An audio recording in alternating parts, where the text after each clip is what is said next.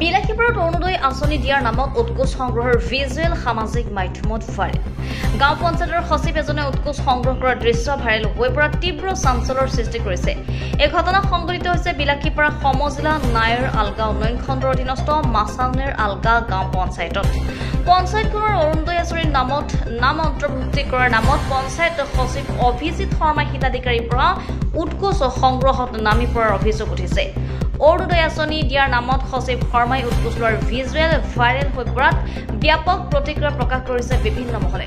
উল্লেখ্য যে যি সময়ত ৰাজ্য চৰকাৰখনে অৰুণোদয় আঁচনিৰ নামত কাকো এটকা দিব নালাগে বুলি ঘোষণা কৰিছে, তেনে সময়তো কিন্তু এইজন পঞ্চায়তত সচিব মুখ্যমন্ত্ৰীৰ নিৰ্দেশনাক ধোঁৱাচাঙত তুলি এক প্ৰকাৰ উৎকোচ সংগ্ৰহৰ অঘোষিত প্ৰতিযোগিতাত নামি পৰাৰ অভিযোগ স্থানীয় ৰাইজৰ।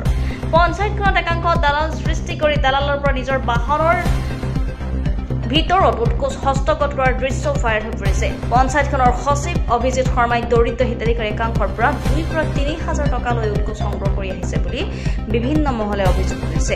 আৰু সেয়েহে সমগ্ৰ ঘটনাৰ ন্যায় তদন্তক্ৰমে পঞ্চায়ত সচিবজনৰ লগতে দালালৰ বিৰুদ্ধে ব্যৱস্থা গ্ৰহণৰ দাবী তুলিছে চৰকাৰক।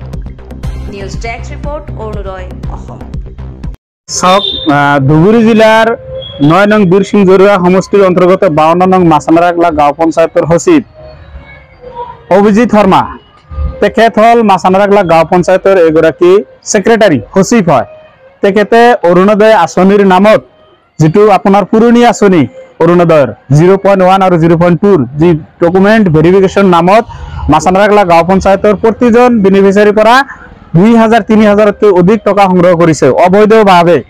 গতিকে এই ক্ষেত্ৰত অসম চৰকাৰক আমি ক'ব খুজিছো, যিটো সময়তে আপোনালোকে অসমক এখন দুৰ্নীতিমুক্ত কৰাৰ যি সপোন দেখুৱাইছিল, তেনে ক্ষেত্ৰত আপোনাৰ নিযুক্ত বিষয়াগৰাকীয়ে নিজৰ কাৰ্যালয় এৰি নিজৰ 4চকীয়া ৰঙা ৰঙৰ বাহনত বহি থাকি অৰুণোদয়ৰ আঁচনিৰ নামত হাজাৰ হাজাৰ টকা সংগ্ৰহ কৰি আছে।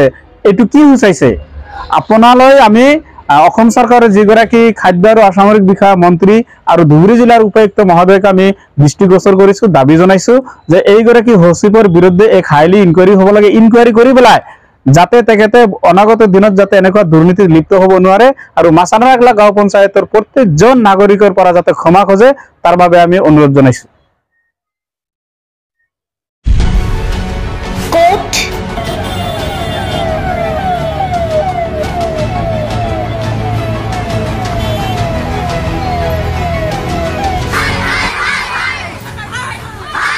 কিয় কেনেকৈ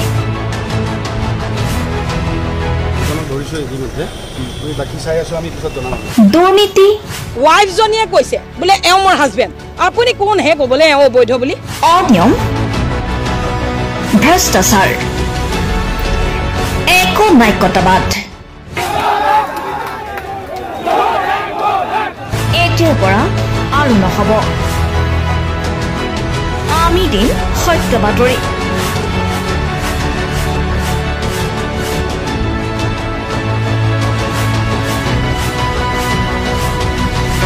নিজকে সংস্থাপিত কৰাৰ বাবে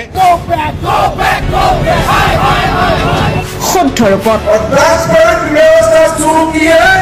নিৰ্ভীক নিৰপেক্ষতাৰে আমি সাজু। অসমৰ উন্নয়নমূলক যাত্ৰাই আজি এক নতুন দিগন্ত ভৰি দিছে। অসমৰ ৰাইজৰ পৰা আমি সদায় আশীৰ্বাদ বিচাৰোঁ। আমি এনেকৈ যাতে আমাৰ জননী জন্মভূমিক সেৱা কৰি যাব বিচাৰোঁ। অৰুণোদয় অসম, নিৰ্ভীক নিৰপেক্ষ।